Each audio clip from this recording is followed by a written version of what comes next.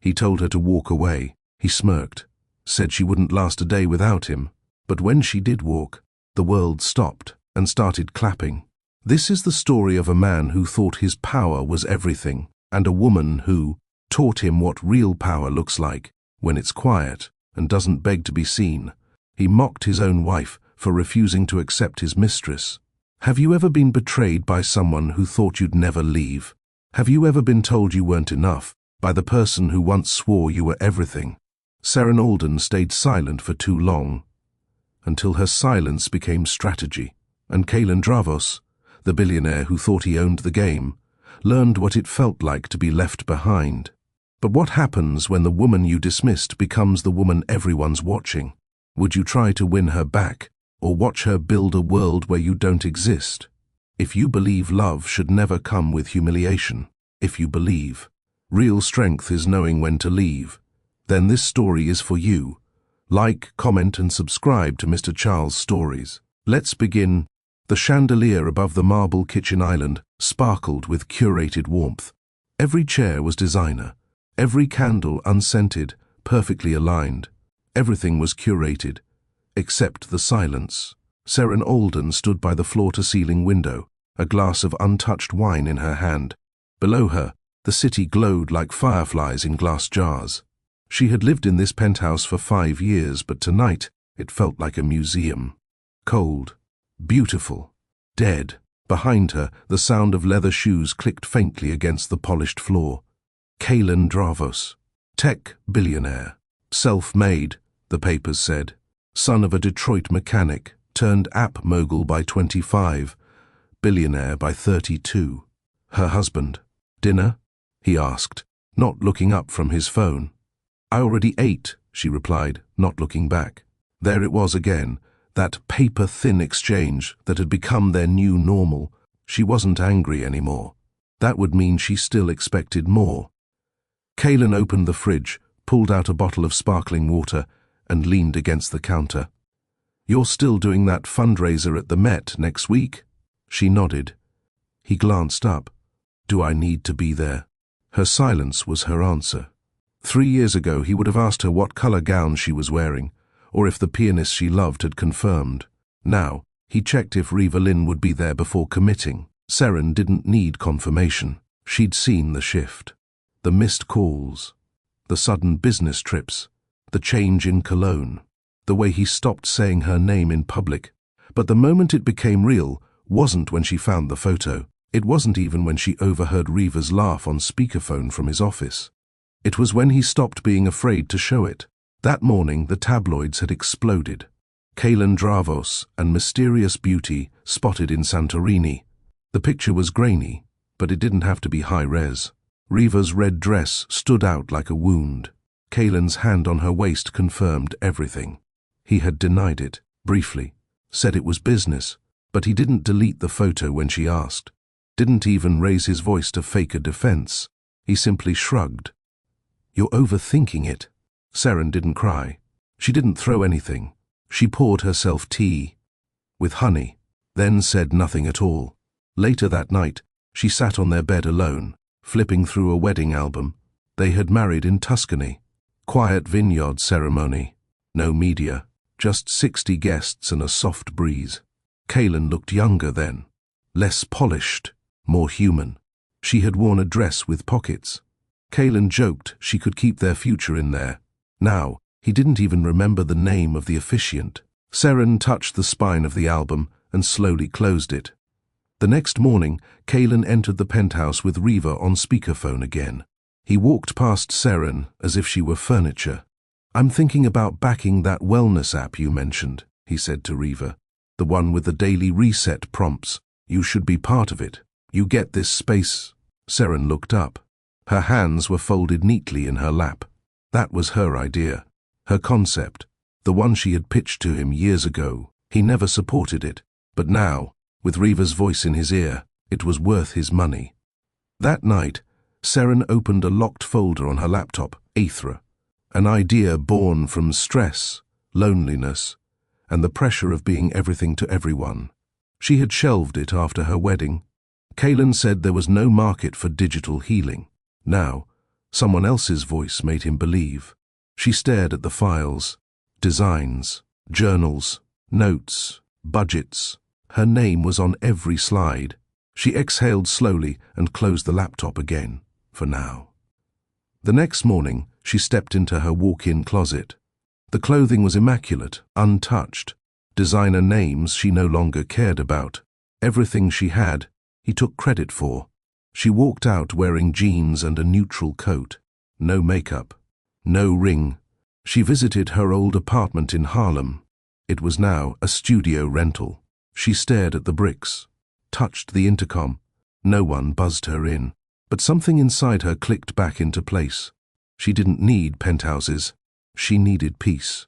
Later that night, at the foundation office, her assistant found her rewriting old project notes by hand. "I didn't know we were rebranding," the assistant said, confused. Seren smiled softly. "We're not," she replied. "But I am." Kaylin returned home that evening at 10:43 p.m.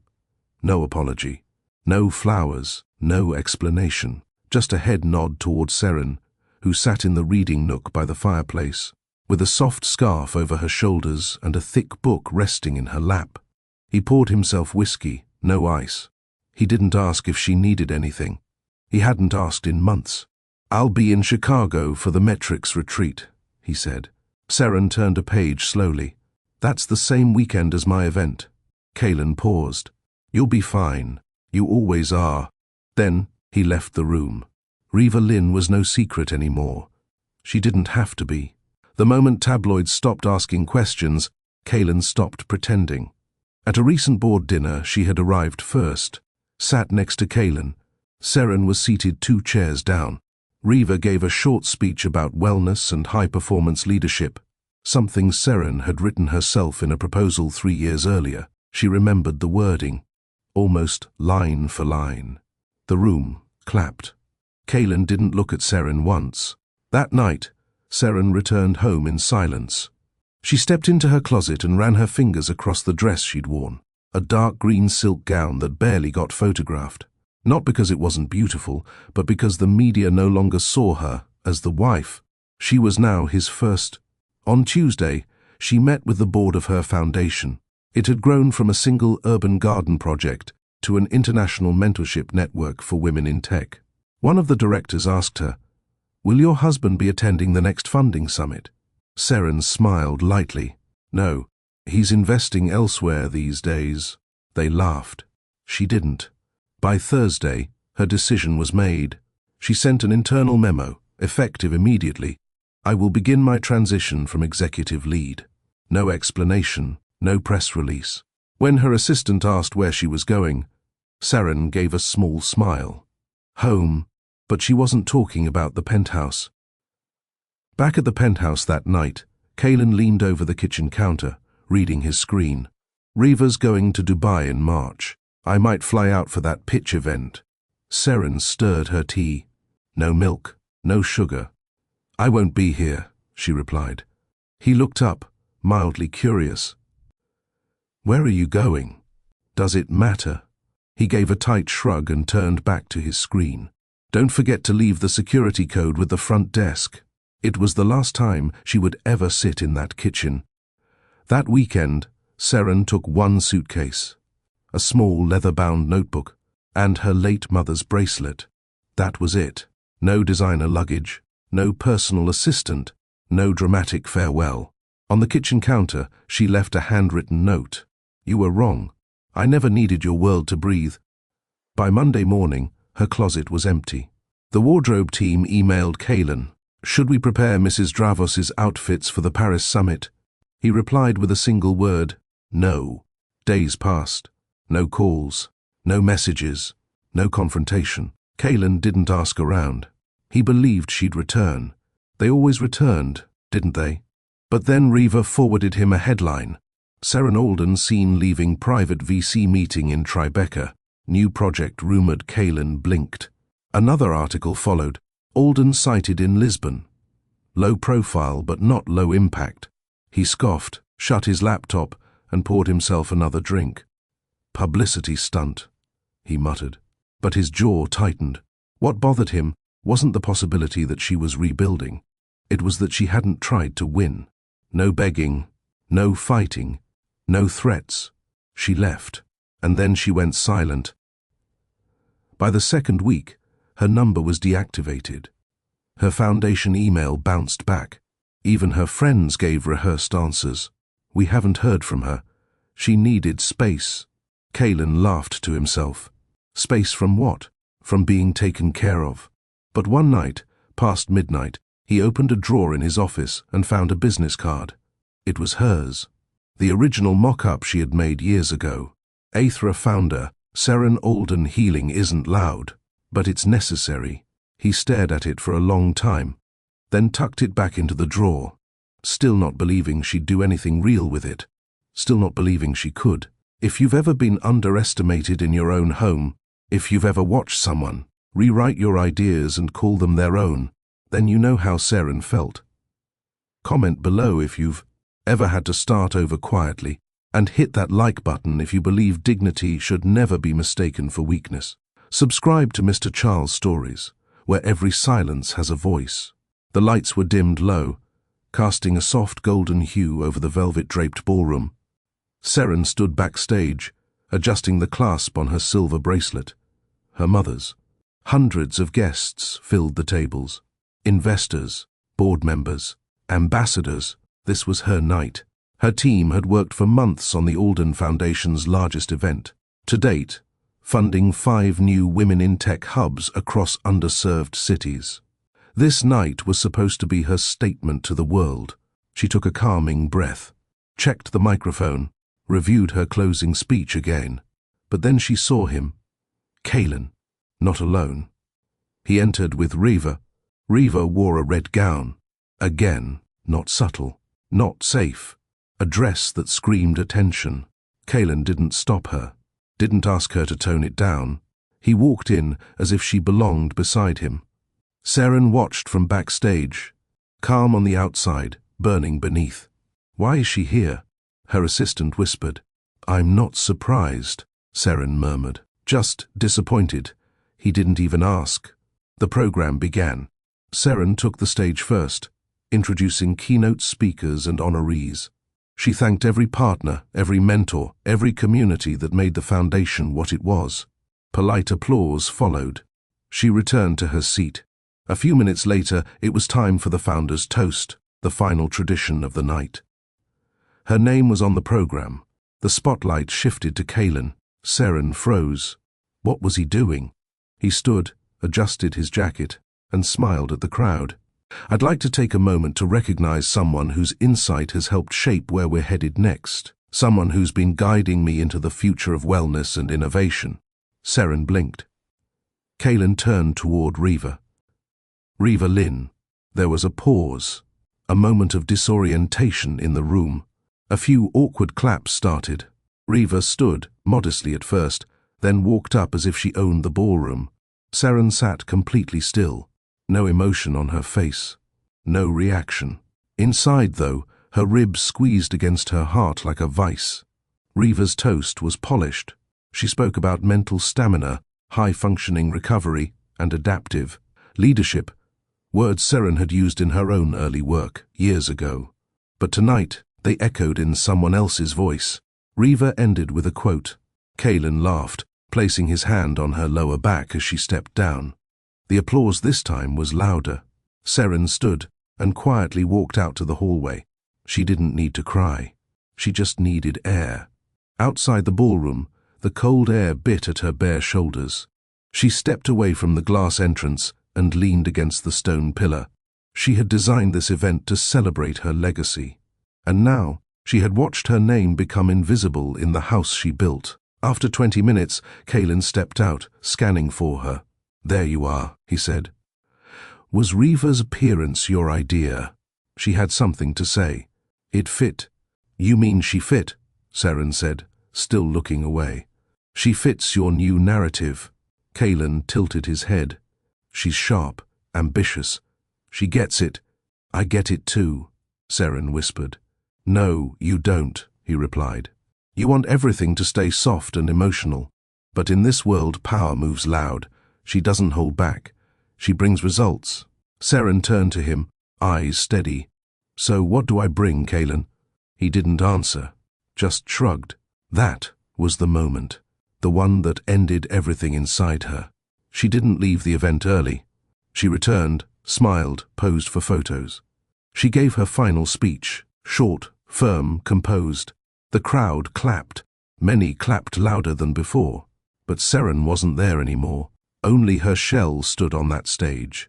The woman she used to be had walked out into the wind and left something behind. The morning after the gala, social media was buzzing, but not about Seren. The photos? All of Riva Lynn. The soundbites? Kalen's toast. The caption? Billionaire Kalen Dravos unveils surprise partner in new wellness project. Seren saw the headline while lacing her shoes. She didn't flinch. Her face, still fresh from a sleepless night, didn't break. Instead, she closed the article, slipped on her coat, and left. At the Alden Foundation, the mood was upbeat. Donations were rolling in. Pledges were high. Her staff thought the night had been a success. To them, it had been. They didn't know she had spent 20 minutes in the hallway, gathering the pieces of her dignity. They didn't know that the person being credited for wellness insights had once laughed at Seren for pitching a similar idea. They didn't know that she had stood in that ballroom with her name on the banner, yet felt like a ghost in her own legacy.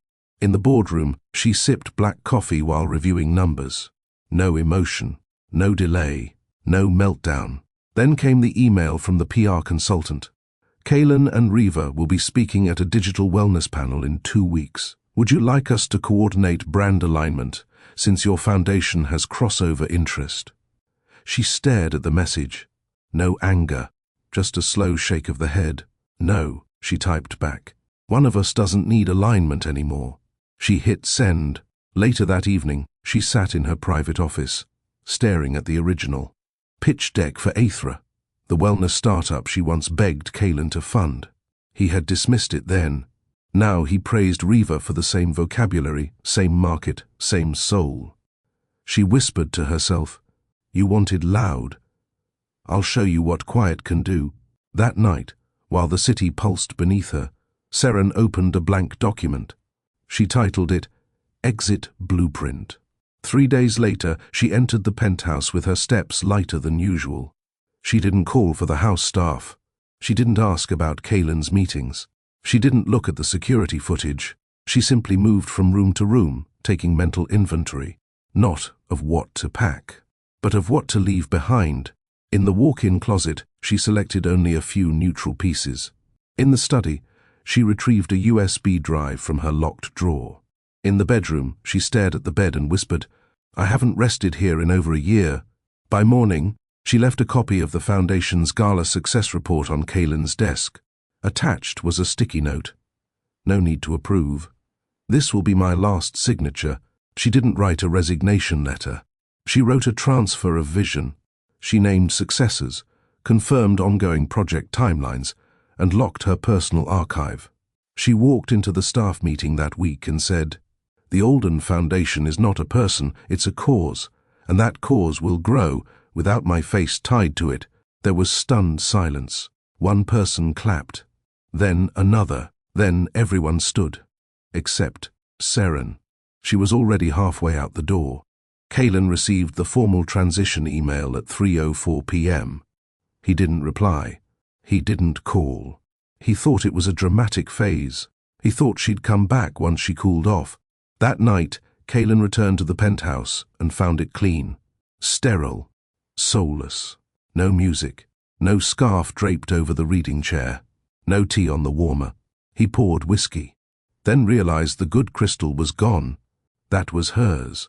He opened his calendar and found an invite cancellation. Withdrawal from Metrics Tech dinner. S. Dravos, he frowned. Not even a courtesy explanation.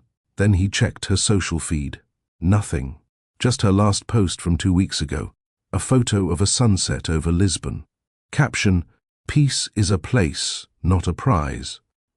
The next morning, Riva arrived early. Hair curled, nails done, bright lipstick, bigger attitude.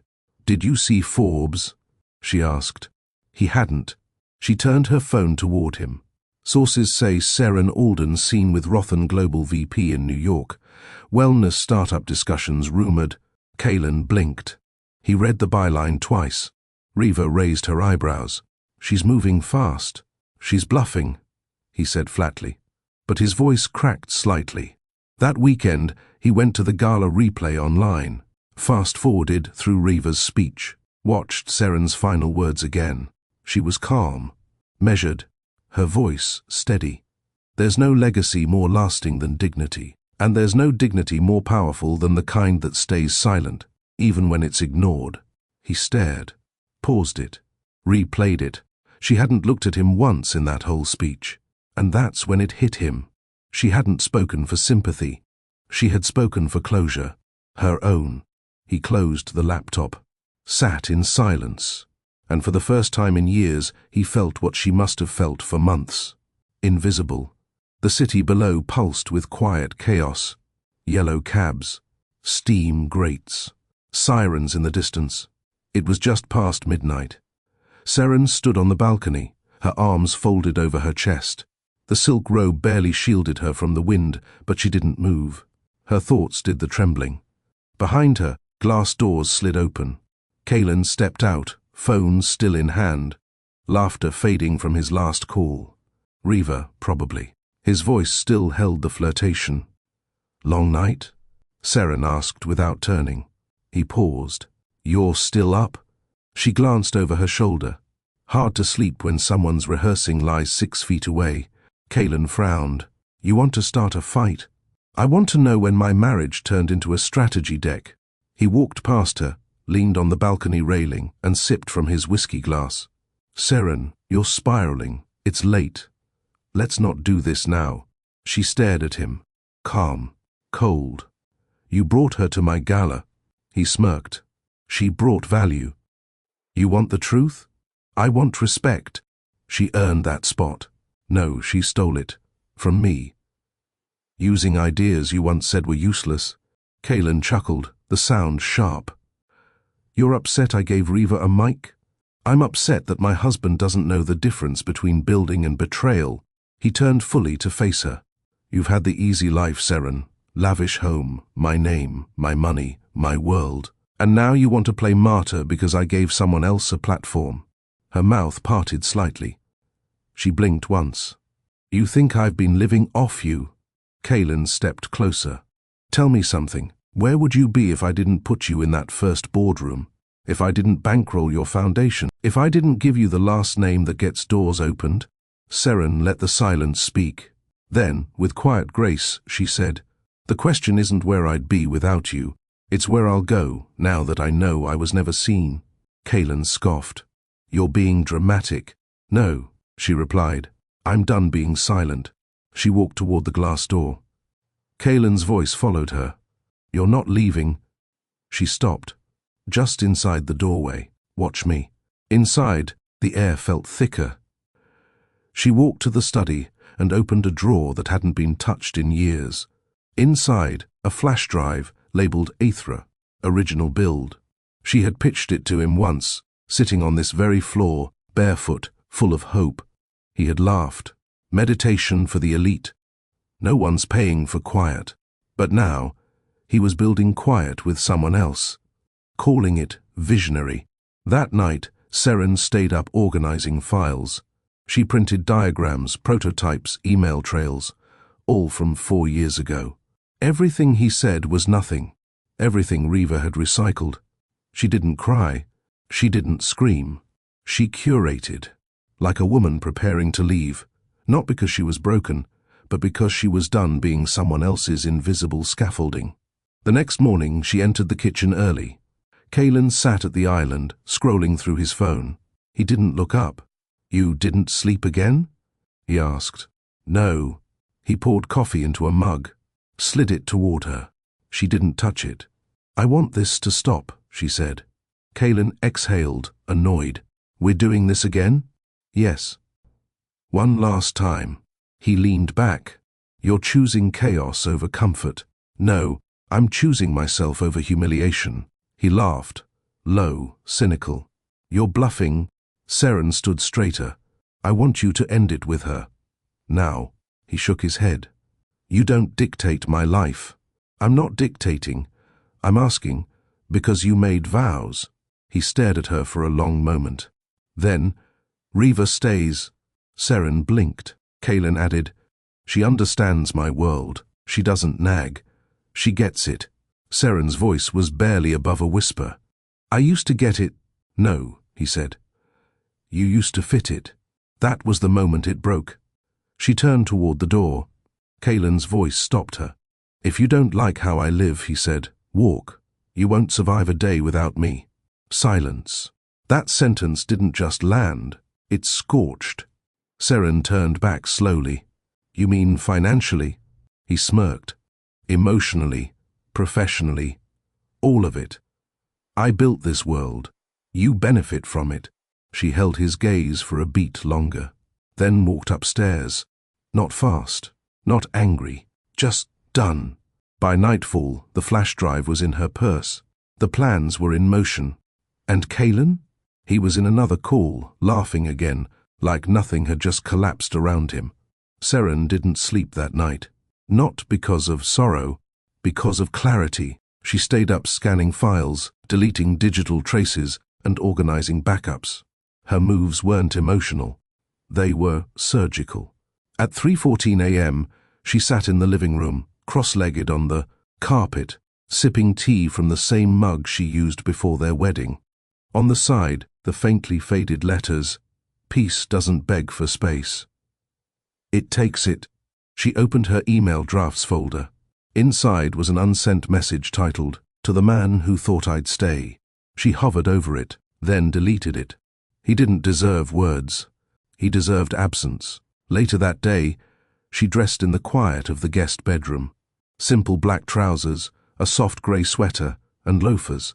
No jewelry. No makeup, no perfume. Her presence would no longer be his prize. She packed one suitcase. She left the heels behind. The gowns, the pearls, the emerald gift he bought after the last fight. She kept her mother's bracelet. And the flash drive. At 10:05 a.m., Seren walked into a quiet cafe downtown. It was where she used to write before marriage, before titles swallowed purpose. She ordered mint tea and opened her laptop. She reactivated a dormant domain. She sent one email to a VC she had met once, 5 years ago. Back then, she was just the strategist wife. This time, she signed it, Seren Alden, co-founder, Aethra. The reply came in 10 minutes. Been waiting for this pitch. Let's talk. By noon, she had booked a one-way flight to Lisbon. No return date, no team, no media release. She didn't want attention. She wanted traction. Back at the penthouse, she sat on the edge of the bed, not her side. Just the edge. She looked at the skyline. She remembered the night he proposed. On the balcony, nervous, pretending not to be. Back then, she thought love meant building together. Now she knew, real love doesn't ask you to shrink. She walked into the study and placed a sealed envelope on the desk. Inside, her foundation resignation transfer documents passwords, and one line handwritten at the top. This is what I built, while being ignored. In the kitchen, she left the wine he used to mock. The one she bought from the small vineyard where they honeymooned. He once said, "This bottle tastes like dust." Now it stood unopened, like everything she tried to give. She didn't cry, didn't flinch, didn't pause. At 4:20 p.m., the driver arrived. She asked him to park 2 blocks away. She wanted to walk. Just before stepping out, she looked around the penthouse one last time. It was spotless, empty, perfectly staged, like a museum, a place people visited but never lived in. As she stepped into the hallway, the security guard nodded. "Mrs. Dravos, should I let Mr. Dravos know you left?" Seren smiled faintly. No need. He already did. By the time Kaelin came home that evening, the only thing left of her was the scent of lavender from the diffuser, and the absence. He called her name once, then again, checked her closet, then the office, then his phone. Nothing. She was gone, and she hadn't slammed the door. She had simply removed herself. The next morning, he received an alert on his phone. Flight tracker. It wasn't hers, but it was linked to their shared account. Destination, Lisbon.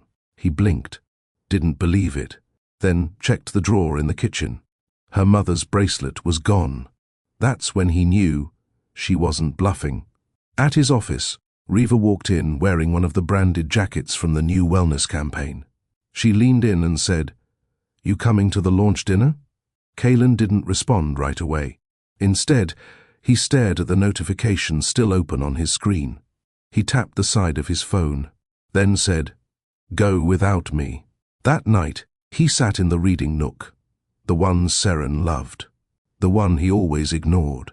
He picked up the book still sitting there, a bookmark halfway through. Inside, a note scribbled in the margin. "I miss the version of me that believed this could be saved." He stared at that line for a long time. Lisbon was warmer than she remembered. The air smelled of orange blossoms and old stone. Seren walked along Rua Augusta with a linen notebook tucked under her arm and sunglasses shielding her tired eyes. She hadn't booked a 5-star hotel. No ocean view suite. No luxury car waiting. She rented a modest 2-bedroom apartment above a bookstore. She didn't want to be seen. She wanted to rebuild. The first few days were quiet. Jet lag, tea, walks at sunrise. Her phone stayed off. Her calendar stayed empty. It felt unfamiliar until it didn't. By day 3, she had cleared a corner of the apartment to function as a mini-office. A laptop. Post-its. Index cards filled with phrases like, "No screens for 60 mins before bed, built-in micro breaks, digital healing, isn't indulgence, it's hygiene." These were her principles, and they were the foundation of something real. She had pitched Aethra 4 years ago. Back then, no one listened. Back then, she was still Seren Dravos. Now, she wasn't introducing herself with a married name. She was introducing herself with a mission. On the 5th day, she met Nico Vance again. He wasn't a stranger, more like a memory that had grown into a man. They had gone to the same graduate program years ago. He was the one who first told her, "Softness isn't weakness. It's the sign of someone who doesn't need to shout." Now he was a managing partner at a boutique VC firm focused on wellness and sustainable design. They met at a small cafe tucked beneath an ivy-covered wall. Nico wore a navy blazer and a linen shirt. His smile was calm. He hugged her like an old friend, not like someone handling fragile glass. "You're still standing," he said. "Some days better than others," Seren replied. He poured her water, no questions asked, then leaned back. "I saw the gala online. You were composed." "Terrifying, actually." Seren let a quiet laugh escape. Felt like bleeding on stage while smiling. "Well," he said, "people bled with you." They spent the next 2 hours going over Aethra. She showed him her original flowchart. He sketched out a few prototype ideas on a napkin. By the end of the conversation, he said 5 words that wrapped her like a warm coat. "Let's make this real. Together." That night, Seren sat by the window, sipping cinnamon tea. No headlines. No spotlight. No man trying to talk over her voice. Just the city lights of Lisbon flickering like stars low to the ground. She smiled for the first time in a long while. Meanwhile, in New York, Kalen sat in a conference room, expressions stiff, eyes red. He was supposed to lead a panel about digital wellness in tech. Instead, he dismissed himself halfway through. The moderator carried on, but everyone noticed. Reva stormed into his office later that evening. "You're distracted," she snapped. "This is our moment, and you're spacing out like—" Kalen cut her off. "She's not coming back." Reva blinked. "Who?" He didn't answer. Didn't need to. Reva sighed dramatically. "She's playing the long game. PR buzz. Emotional equity. It's basic manipulation." Kalen finally looked up. "She's not playing anything," he said. "She's done," then turned his chair toward the window, ending the conversation. In Lisbon, Seren received her first email from a female founder in Nairobi. Subject line, "Your words gave me courage." Seren closed the laptop and held the message in her heart. This was her beginning. No man needed to validate it. The whispers started in boardrooms. At first, they were casual. Did you hear about Seren Alden? Isn't she in Europe? I thought she was still with Dravos. But then came the Forbes email blast. From ghosted to groundbreaker, Seren Alden launches Aethra, a silent power move in wellness tech. The headline landed like a meteor. It wasn't loud, but it shook the ground. Kaelin's assistant knocked once, then twice. He was already scrolling his phone. The cover image was hard to miss. Seren, standing in a Lisbon office, sleek black pantsuit, braids pinned back, no ring. The caption read, "This time, I built something no one can claim, no one can shame, and no one can mock." He stared at it. Long. Riva walked in moments later, holding the same magazine. Did you know she was talking to Rothan Global? Kaelin's jaw clenched. No. Well, she's their new lead partner. Rothan just pumped 40 million into Aethra. Kaelin looked up sharply. Riva added, "That's not the headline." He raised a brow. She built it with Nico Vance. At that name, something in Kaelin's grip twitched. Riva smirked, like a warning. They were close, right? He said nothing, but his silence said too much. Across the ocean, Seren walked into her new Lisbon workspace. It wasn't fancy, but it was hers. The whiteboard was full of sketches and digital wellness flow diagrams. On her desk sat a new plaque, a gift from her first Lisbon hire, Aethra HQ, where quiet eyes power. She smiled softly and picked up the prototype wearable. A simple bracelet with calming pulse feedback. This wasn't revenge. This was rhythm. Later that day, Nico arrived carrying lunch and a contract. She offered him tea. He declined. "Sign first," he teased. "I want you too deep in to back out." Seren chuckled and signed with a pen that felt heavier than it should. He watched her carefully. "You okay?" She nodded. "I think I'm finally home." He didn't ask about Kaelin. Didn't need to. Men like Nico understood that silence speaks louder than pain. Back in Manhattan, the Aethra launch had gone viral. Clips from Seren's recent panel surfaced online. She wore a soft beige wrap dress. No jewelry, no flair. She stood in front of a mostly male audience and said calmly, "They told me quiet doesn't win. They told me I was too soft, too slow, too idealistic. They forgot. That calm doesn't mean powerless, it means controlled." Kaelin watched the speech from his penthouse. Alone. He didn't drink this time. He just watched, then replayed it. Then again. Her voice didn't shake once. His phone buzzed. A message from his head of PR. "We've lost 2 major sponsors. They've moved to Aethra." He closed the phone, looked out the window. The skyline suddenly felt smaller. Meanwhile, Riva paced the floor of her condo, papers in hand. "I told him this would happen. I told him if he let her walk, she'd turn into the headline." She muttered, cursed, then stared at her reflection.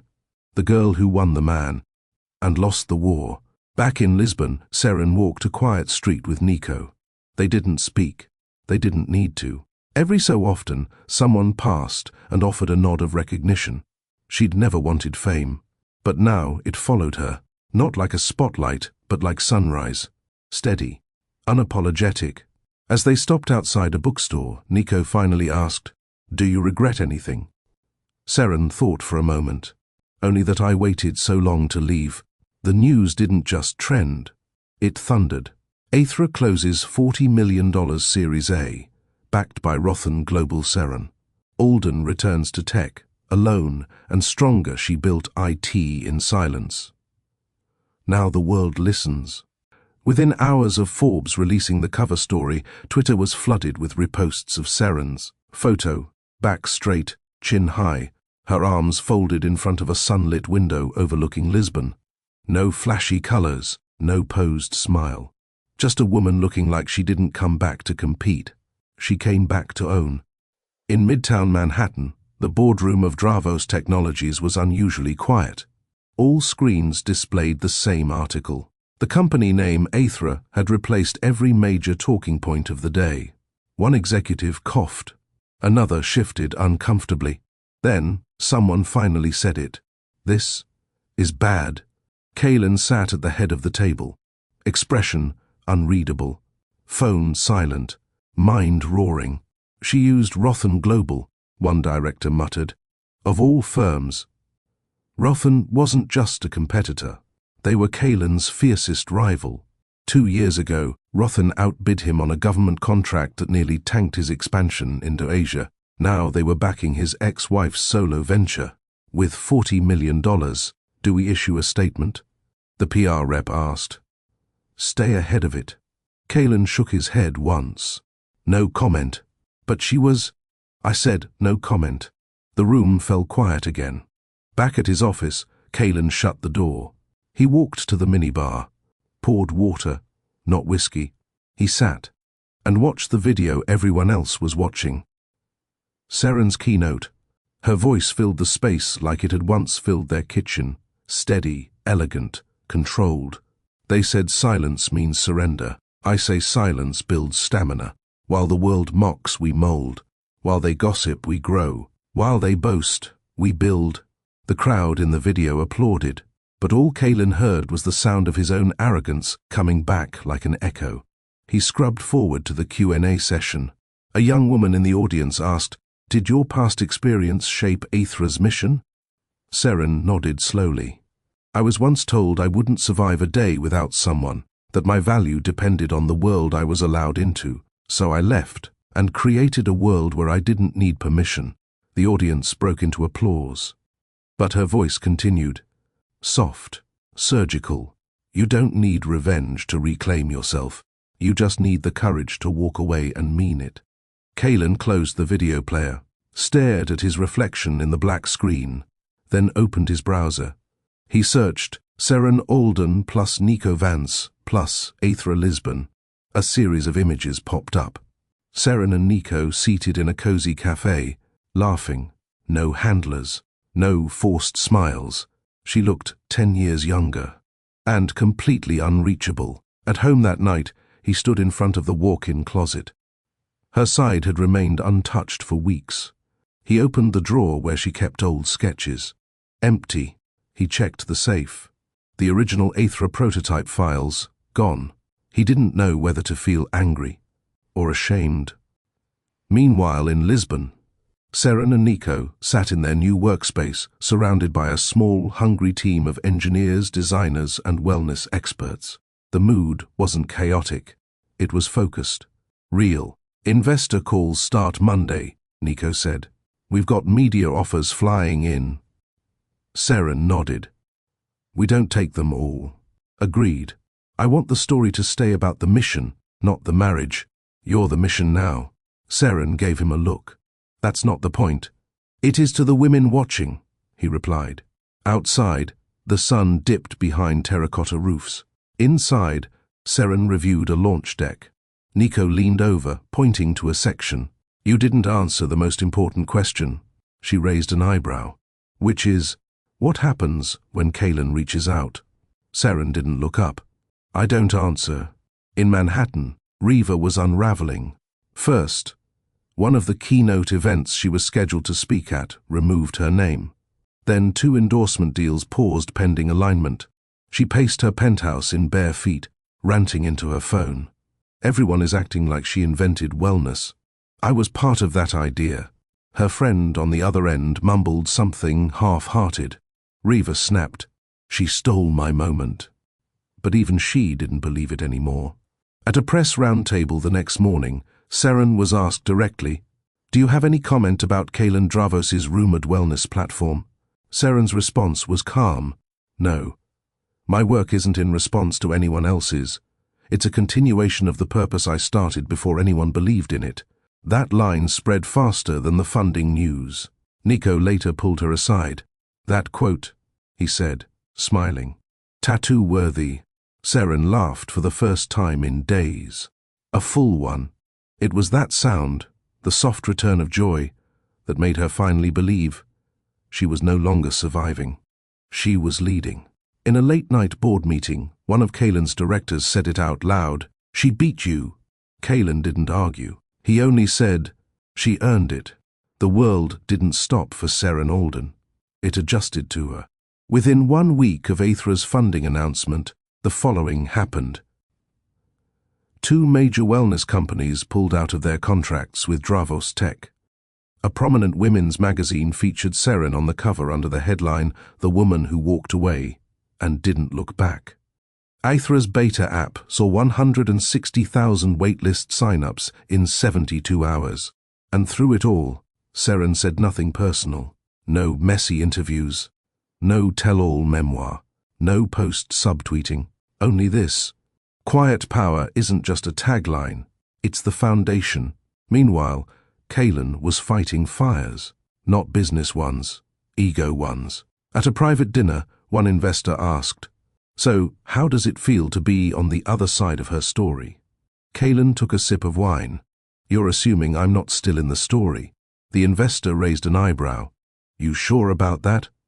Back in Lisbon, Seren reviewed the second-stage Aethra design proposals, the meditation pods, the sleep rhythm tool, the breath tracker with emotional mapping.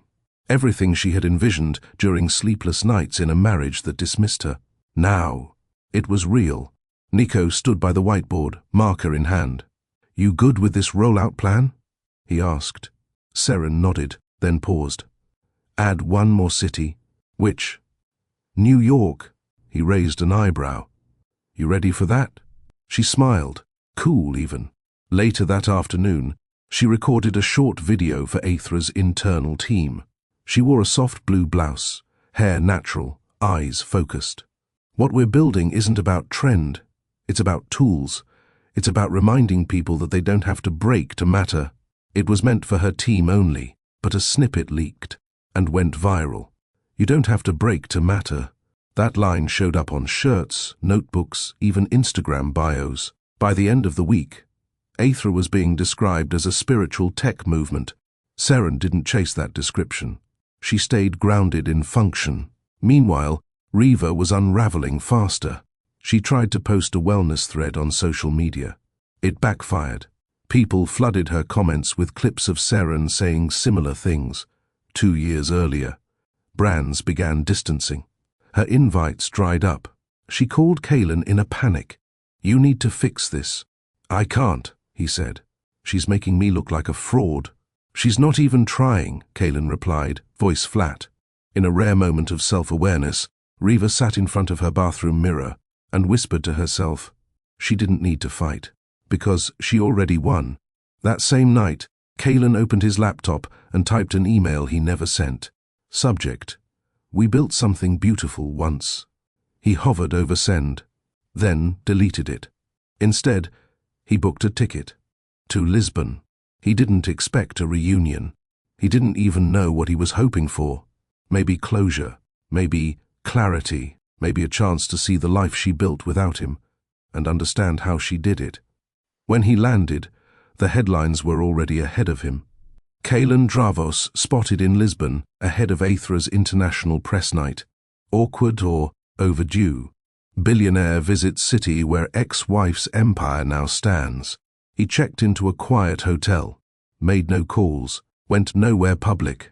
But that night, outside Aethra's Lisbon office, he stood across the street watching, not stalking, just observing. Through the glass windows, he saw her, hair tied back, laughing with her team, Nico beside her, holding a prototype in one hand and coffee in the other. Kaelin stayed in the shadows and smiled, a real one. For the first time, he understood. She hadn't left to win. She'd left to live. If you've ever been dismissed, ignored, or told you couldn't survive without someone, then you already know why Seren built Aethra. Have you ever had to walk away just to be seen again? Drop a comment below. Hit like if you believe silence isn't weakness, it's strategy. And subscribe to Mr. Charles Stories for more journeys where quiet becomes power. The Tech Rise Global Summit was where tech giants came to show dominance. Stage time meant relevance. Panel invites meant legacy. And Seren Alden, she wasn't invited. She was scheduled as the closing keynote. The summit ballroom held over 1,000 people, industry leaders, investors, media outlets, influencers, startups, old money, new vision. Banners hung from the ceiling with speakers' names. Kaelin's was one of them. So was hers. He saw it as soon as he walked in. Closing keynote, Seren Alden. CEO, Aethra. He hadn't flinched when the invite arrived weeks ago. He told himself he was attending to network. But here, now, seeing her name on the same wall, something tightened in his chest. Meanwhile, Seren sat backstage reviewing her notes. Not a speech, not a script. Just a few reminders in her handwriting. Say less, mean more, no defense, no shade. This isn't about him. Nico walked in, holding a small bottle of water. You good? He asked. She looked up. Calm. As good as I'll ever be. He placed a hand on her shoulder. Then, it's time. Earlier in the day, Kaelin had spoken on a panel about data plus mental health. He gave the usual talking points. He quoted research. He smiled for the cameras, but something in his delivery felt hollow. When someone asked about Aethra, he pivoted. Different audiences, he said. Different approaches. The moderator pressed. But do you respect what Seren's building? Kaelin paused. Yes, he said finally. I didn't before, but I do now. The clip made it online before Seren walked on stage, but she hadn't seen it. She didn't need to. She wasn't there to respond. The announcer's voice echoed, "Please welcome our closing speaker, Seren Alden." The lights dimmed. The crowd hushed. She walked out in a soft cream suit. No flash, no slides, no branded backdrop, just her. "I was once told I wouldn't last a day on my own," she began. "No name, no funding, no protection. And for a while, I believed that." The room held still. Because sometimes the worst betrayal isn't someone else's voice. It's our own, repeating what they said. She let that sit, then smiled faintly. But when I stopped believing that voice, I started building. She didn't name Kaelin. She didn't mention Reva. She didn't bring up the past like a weapon. She presented it like a bridge, one she had walked across. Kaelin sat in the front row. He didn't blink, didn't shift, just watched. She was powerful without posture, commanding without volume. Everything he once said she wasn't. She had become without his permission. Seren's final lines were soft. "This world doesn't need louder leaders. It needs deeper ones. The kind who don't show up because they were invited, but because they built the room themselves." A standing ovation followed. Not because it was polite, because it was earned. As she stepped off stage, Kaelin stood. She saw him. He walked forward. Staff tried to pull her away, but she raised a hand. "It's okay," she said. He approached slowly. "Congratulations," he said. She nodded. "You always said I couldn't do it," she replied. "I was wrong." She didn't say thank you. He didn't expect her to. He hesitated, then added, "I meant what I said on stage. I respect what you've done." She smiled faintly. "I didn't build it to earn your respect." That landed like truth always does, quiet and sharp. He looked down, then met her gaze again. "Would you ever—" She stopped him with a slight tilt of her head. "I forgave you," she said. He blinked. "For me," she added. "Not for you," then turned and walked away. The after-party was loud, too loud. Everyone wanted to speak to Seren. Investors, journalists, executives, all buzzing with praise, validation, interest. But Seren wasn't hungry for noise. She left quietly before midnight. In her apartment, she kicked off her heels and poured chamomile tea. Her phone buzzed non-stop. She turned it over. She stared at her reflection in the glass window for a moment, then whispered softly, "You did it," not out of pride. Across the city, Kaelin sat in a hotel suite he hadn't planned to stay in. The minibar remained untouched. His phone blinked with missed calls from Reva, his team, and a dozen media requests. He ignored them all. All he could hear was her voice, I forgave you. For me, not for you. It wasn't cruel. It was final. He walked to the desk and opened his laptop.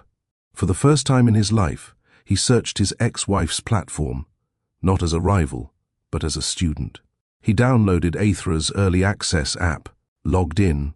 The interface was simple, smooth, intentional. The first prompt read, "Welcome, take a breath. This isn't for performance, it's for peace." He stared at it longer than necessary, then closed the laptop. At Aethra HQ the next morning, Seren walked into a quieter office. Her team had already sent out thank you emails, processed the summit leads, and started onboarding new trial users. She didn't check numbers. She checked tone. Tone mattered more. Nico entered holding 2 coffees. "World domination can wait a few hours," he said. She smiled and took a cup. "I ran into Kaylin last night," she said. Nico raised an eyebrow. "You okay?" "More than okay," she said. He studied her face. "You mean that?" She nodded. "I saw him for what he is, which is the man I used to need, but never actually had." Later that afternoon, her Lisbon office hosted its first international visitor, a Nigerian psychologist working on mindfulness programs for trauma survivors.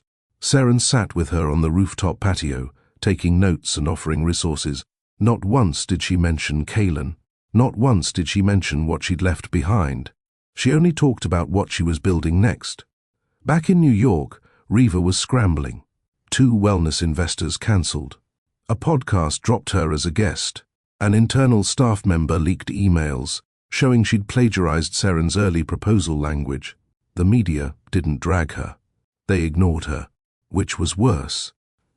At a private industry event, a tech journalist asked Kaylin, "What do you think your ex-wife's legacy will be?" Kaylin didn't pause. She already left it. "I was just too arrogant to see it." The reporter blinked. "So, are you saying she won?" Kaylin looked past the cameras. She didn't need to win. She just needed to leave. That clip went viral, not because it was dramatic, but because it was the first time Kaylin Dravos had been publicly honest. And it wasn't about him. In Lisbon, Seren sat with her team reviewing app user feedback. One comment stood out. "I left a toxic job, and this app gave me the structure to breathe again. Thank you, Seren. I don't even know you, but I feel like I owe you everything." She didn't cry, but she did pause, and she whispered, "You don't owe me anything. You just needed someone to show you how to start." At dusk, Nico joined her at the river. They sat on a stone bench in silence. He finally asked, "Do you miss him?" She thought about it, then answered, "No. I miss the version of me who thought love meant enduring everything. But that version of me is gone." Nico didn't enter Seren's life like a whirlwind.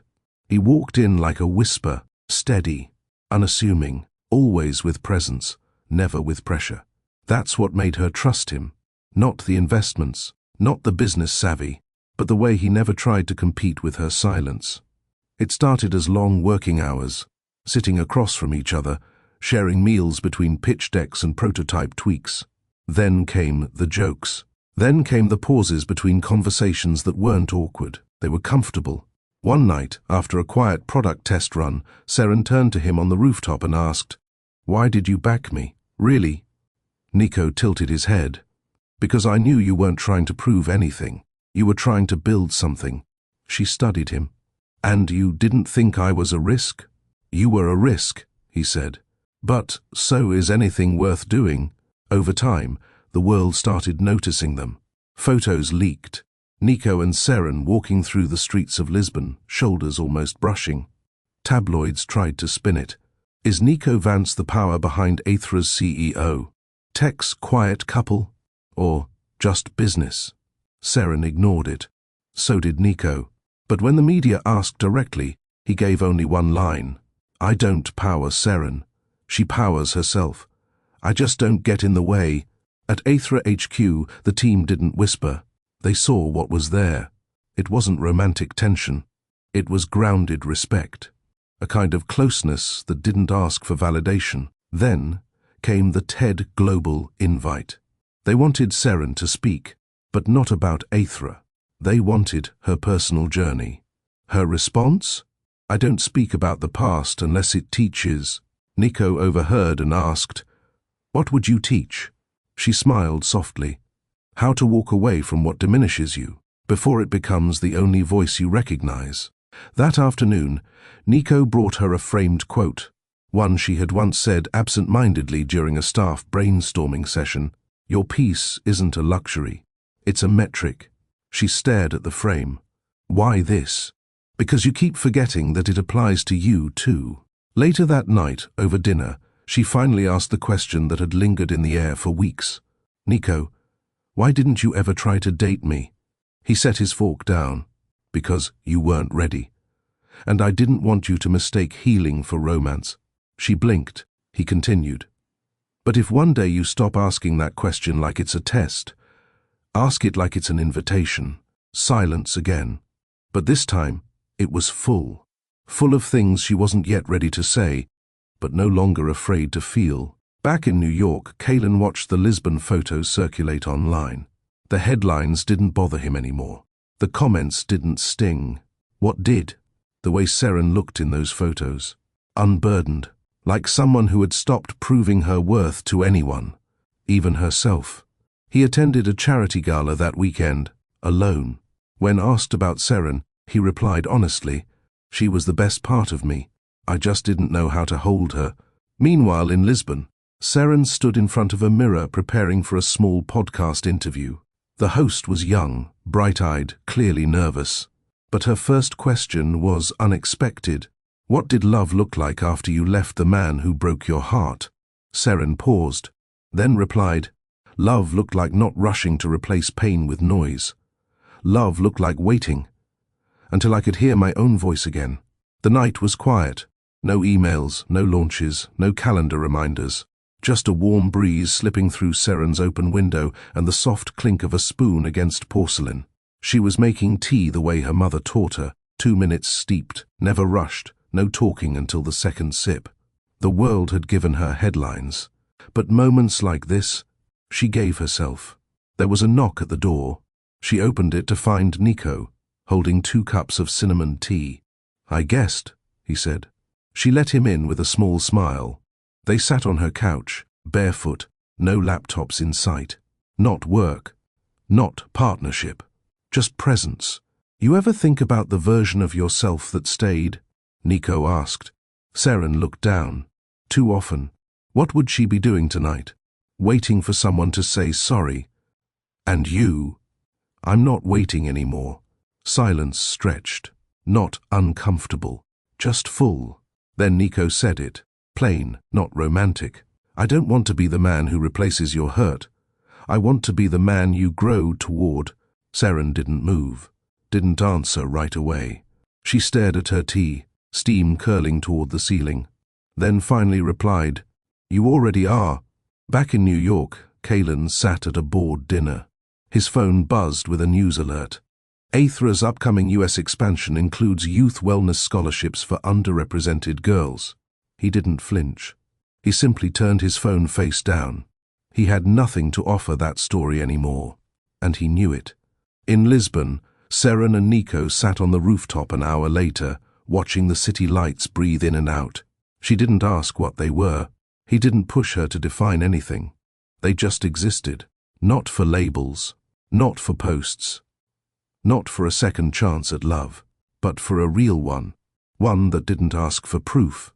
Seren broke the silence. You know, I used to think love was something you earned by shrinking. Nico raised an eyebrow. And now? She smiled. Now I think it's something that doesn't flinch when you grow. At that moment, a shooting star crossed the Lisbon sky. Neither of them wished. They didn't need to. They had already chosen to live differently. The morning was slow. Not sluggish. Steady. Seren arrived at the AITHRA office early, long before the rest of the team. She liked to open the windows, hear the city breathe, and water the small rosemary plant on her desk. This ritual wasn't part of a productivity hack. It was peace. On her desk sat a delivery envelope. No sender name. Inside, white tulips, her mother's favorite. Attached was a handwritten note. You win. Come home. K. No punctuation. No plea. Just 6 words trying to erase years. She placed the card face down, then opened her laptop and started the day. Across the ocean, Kalen stared at his sent message folder. The tracking ping confirmed it had been delivered. He expected silence, but deep down, he also expected something more. Forgiveness, a reply, a second chance. He refreshed his inbox. Nothing. Seren walked down the hallway that afternoon with the card tucked in her palm. She didn't say anything about it, didn't mention it to Nico, didn't mention it to her team, didn't journal about it. She simply walked into her assistant's office and said, "Recycle this." That was her answer. No drama, no performance, just a clean refusal. Later that evening, she stood by her apartment window and looked out at the street below. Lisbon was glowing. People moved like rhythm, not race. Her phone buzzed. "Nico, dinner? I have something you'll like." She smiled. Yes, 7 works. No questions, no tension, no need to explain what had arrived that morning. Because what mattered now wasn't what begged for her return, it was what made her never want to leave. Meanwhile, Riva sat across from a crisis PR consultant. Everything was falling apart. "No one wants to touch your brand while hers is trending," the consultant said plainly. Riva threw her pen. "She's not even doing anything flashy." "Exactly," the woman replied. "That's what makes her untouchable. She's not reacting, she's just existing." Riva leaned back in her chair. "I underestimated her." The woman nodded. So did everyone else. In Manhattan, Kalen skipped another industry dinner. He sat alone in his penthouse, scrolling through Seren's Aethra page again. He read the testimonials. "This app reminded me I exist outside of other people's expectations. Aethra saved me from burnout, and from myself. Seren Alden doesn't talk at you. She builds with you." He read those lines like a man reading his own obituary. Not because he was dead, but because the version of him that mattered to her was. In Lisbon, Seren and Nico sat at a small bistro tucked behind a bookstore. He brought takeout, roasted vegetables, grilled chicken, and flatbread. They ate with ease. No tension. No subtext. After the plates were cleared, Nico pulled out a small envelope. "What's that?" she asked. He slid it across the table. "A thank you." Inside was a photo of the Aethra Lisbon team on launch day. They were laughing, arms around each other, mid-celebration. Seren blinked. "You framed it. I want you to remember," he said, "what you built. So when old voices come back pretending they matter, you have proof that they don't." Seren set the frame beside her plate. "I never thought I'd get this far." Nico smiled. "You didn't get this far. You returned to who you were before they made you forget." 3 days before Christmas, Seren attended a youth panel hosted by Aethra. The topic wasn't tech. It wasn't fundraising. It was this. What does it mean to be well? She didn't speak first. She listened. One girl, barely 16, said, "It means knowing I don't have to smile when I'm tired." Another, "It means feeling safe enough to say no." A boy in the back, "It means asking for help without fear." Seren blinked quickly. This, not the numbers, not the downloads, was why she built Aethra. After the panel, a girl approached her shyly. "Ms. Alden, my mom used to work for Gravus Corp. She said you were always kind." Seren smiled softly. "Tell your mom I said thank you. She said when you left, things changed." Seren nodded. "They did. But now, I build places where people don't have to whisper to be heard." That night, she received another message. From Kalen, subject, none body. It was never about love. It was about control. "I know that now." She didn't reply. She didn't delete it either. She let it sit, a record of a man finally saying what she already knew. Meanwhile, Riva was dropped by her luxury wellness partnership. The press was quiet but effective. A small blog wrote an op-ed titled, "When Wellness is Performed, Not Lived." It never mentioned her name, but it didn't have to. The photo embedded beneath the article showed Aethra's Lisbon launch. Seren, smiling in the background, surrounded by young girls, no spotlight, just warmth. On Christmas Eve, Seren stayed in. No parties, no headlines. She made cinnamon cookies, burned one tray, watched an old film, and laughed alone. Then her phone lit up with a picture from Nico, a small lantern-lit table with 2 mugs of cocoa. Caption: "Next year, this spot's reserved." She smiled and replied, "Make sure the cocoa's hot." In New York, Kalen stared out the glass wall of his penthouse. He had the lights, the view, the silence, but none of them whispered her name anymore. He poured himself a drink he didn't finish and muttered under his breath, "She built something that doesn't need me." And for the first time in his life, that truth didn't make him angry. It made him small. Lisbon rang with distant bells. Seren lit a candle. No wishes, no resolutions, just presence. And in that stillness, a quiet truth, she had reclaimed herself. Not for applause, not for revenge, but for freedom. 2 months later, Seren stood in front of the mirror in her Lisbon apartment. Not adjusting makeup, not straightening hair, just breathing. Today wasn't a launch. It wasn't a press event, but the New York Chronicle was publishing a feature titled, "Co-founder returns to quiet power, the Seren Alden way." She hadn't approved the headline, but she'd approved the interview, not because she wanted attention, but because too many women never got to tell their own version of a story once men and money rewrote the first draft. The article dropped at 9 a.m. sharp. By 9:05, her inbox was full.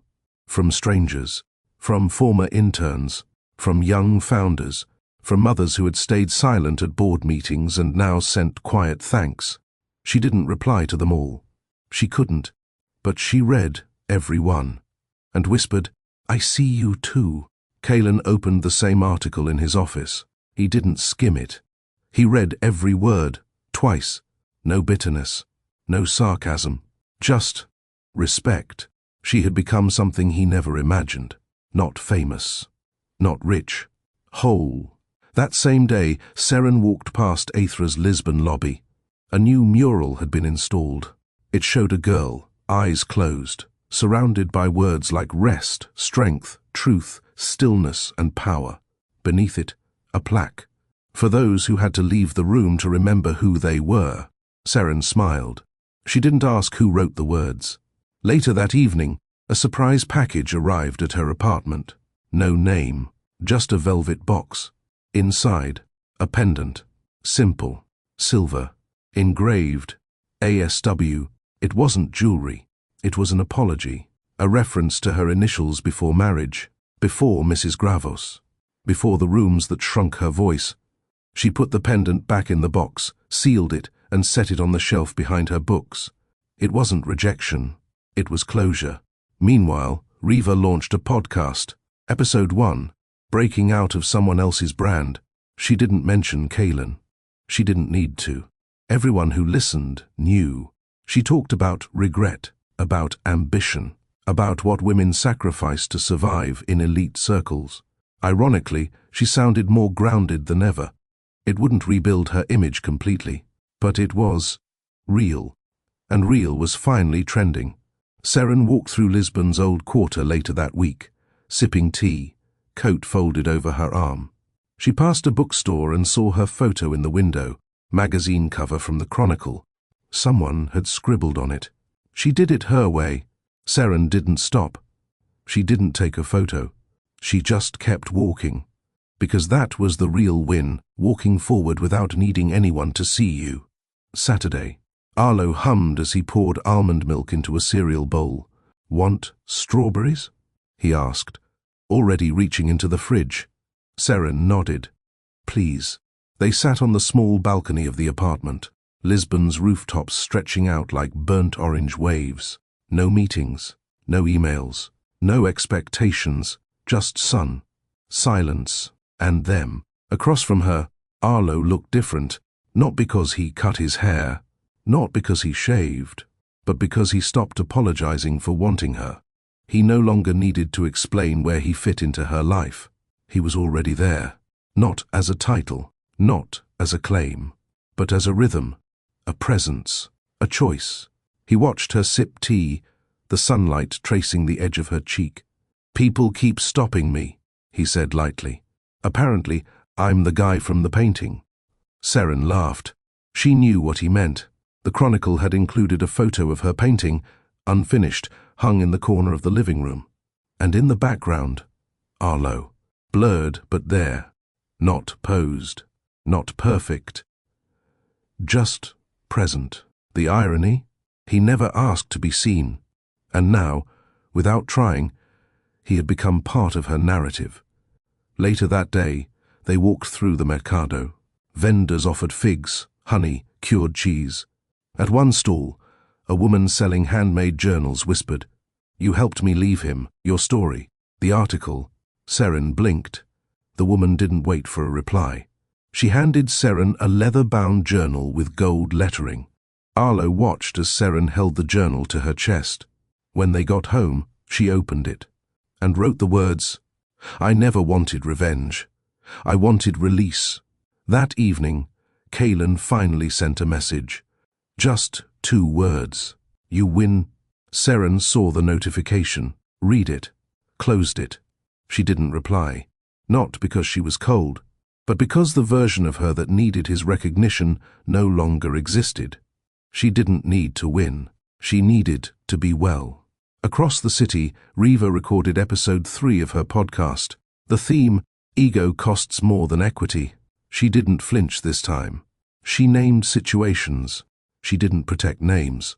Not to burn bridges, but to admit how many she built out of fear instead of foundation. In a private Zoom with a women's accelerator, Seren answered a question about power. "What changed you?" someone asked. She smiled gently. "I used to think I needed approval. Then I learned I only needed alignment." On Sunday, Seren painted again. Not for the gallery, not for the article, but for herself. Arlo played vinyl in the background, soft, scratchy jazz notes echoing through the apartment. This wasn't the life she planned, but it was the life she chose. As the sun began to set, Arlo walked over. He didn't say much. He stood behind her, hands gently on her shoulders. "I'm proud of you," he whispered. She turned slightly. "Not for surviving," he added, "but for never becoming them." There was no grand announcement, no final confrontation, no viral moment. Seren didn't need one. What she had was better, a life that no longer asked her to shrink for someone else's spotlight. She had peace. She had purpose. She had presence. And that's what she kept.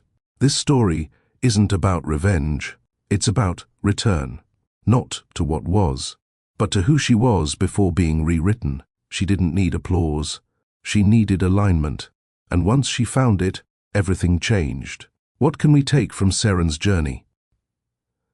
Power doesn't need noise. Sometimes, the quietest person in the room is the one who sees everything and still chooses grace. Boundaries aren't abandonment. Leaving isn't always running. Sometimes it's returning to truth, to self, to stillness. You don't owe anyone your silence, especially not those who benefit from it. Love should never cost your voice. Real love doesn't dim you. It sits beside you while you shine. Rebuilding doesn't mean revenge. You don't have to get even. You just have to get whole. Kaylin's biggest shock wasn't losing Seren. It was realizing that for all his power, he never saw the woman standing beside him until she walked away. And Arlo, he didn't save her. He didn't fix her.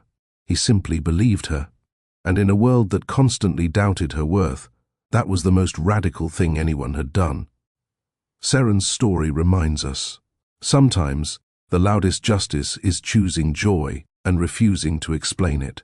If you've ever been told to stay quiet to keep the peace, if you've ever been the invisible strength behind someone else's success, if you've ever chosen peace over payback, then you're not alone.